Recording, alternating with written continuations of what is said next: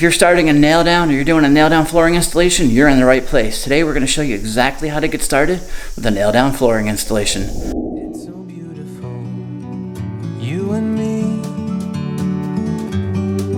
We meant to be in the great outdoors,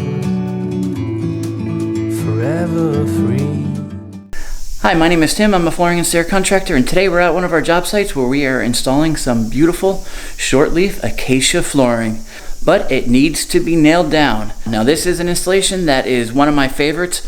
I'm an expert on it. I've been doing this for over 20 years, and I'm going to show you exactly how to get started. It's a foolproof method that's really simple and really to the point. We're going to show you all the basics. Without any further ado though, let's hit it. So we're working with a 15-pound roofing felt paper. There are other types of material you can put under your nail down floors, but this is one of the least expensive and it works, I feel like, the best. I've used it for over 20 years. Now you can also use a 30-pound if you want a little more cushion, maybe on a second floor. So one of the things I like to do when we're starting out on a nail down is the first couple rows, I want them to be the longest, straightest boards that I have. Less seams, less end joints. Straighter boards make your first few rows a lot easier and you get your floor a lot straighter. We're gonna work our whole way down the line here, putting a spacer board behind the end joints. See, that's why we want to use longer boards too, and not a lot of boards on these first rows. By putting my spacer behind where the two end joints come together, I know these boards are going to line up evenly. So as I suspected, our nailer will not fit in the first row because of our wall here. It's hitting. So the first row, we're going to have to top nail in, but we're not going to top nail that in yet. Before we top nail that first row in, we're going to put the second row into the first row, and that's going to guarantee us that we're going nice and straight. Perfect example of why it doesn't work out, why we didn't just nail in. You see we have a gap here. We need to shim this out just a little more in order to get this tight. Now what I've done here is I've made a bunch of different thicknesses of shims. Just cut one of the boards down, and it's usually the thickness of your gap, but here I can see I need that. I'll drop one of those shims right in there. Now we just want to push.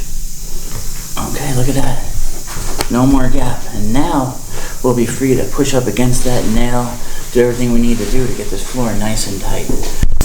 Now, of course, I showed you how that nailer just won't fit in there. So the first row, we're going to top nail. All right, we're going to be using a 16 gauge quarter cable nailer. Any 16 gauge nailer will work nicely. And what you want to do here is, right where your baseboard is going to go, your baseboard will cover that hole.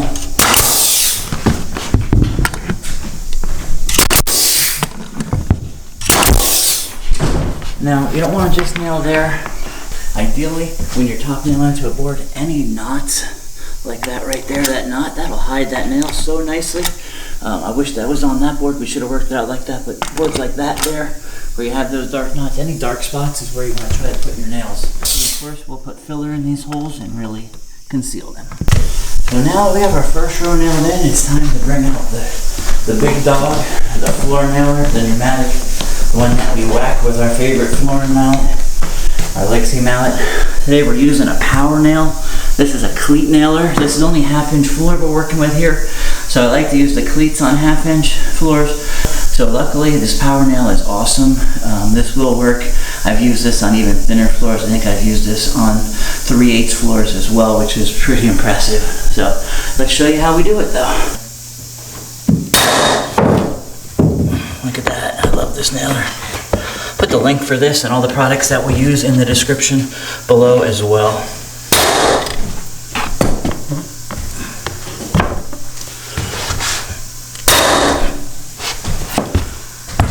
All there is to it.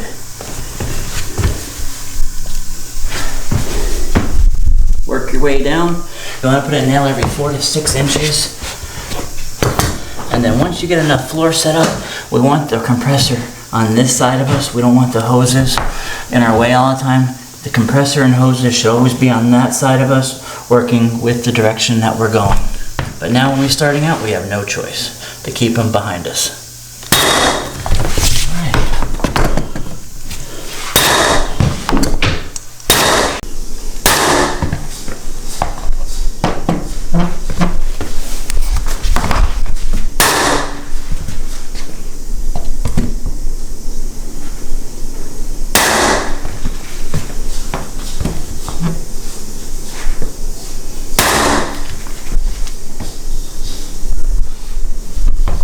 Now you see why it works better when the hose is pointed.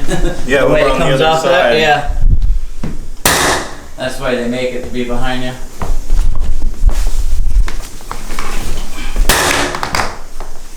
Boards are not milled as perfect as laminate and vinyl. The nailer is designed to actually bend them a little bit when they're not straight, you know? Yeah.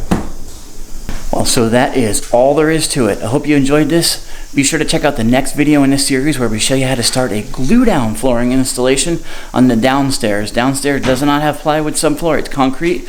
We're gonna moisture seal it with some MVP, and then we're gonna glue down to it.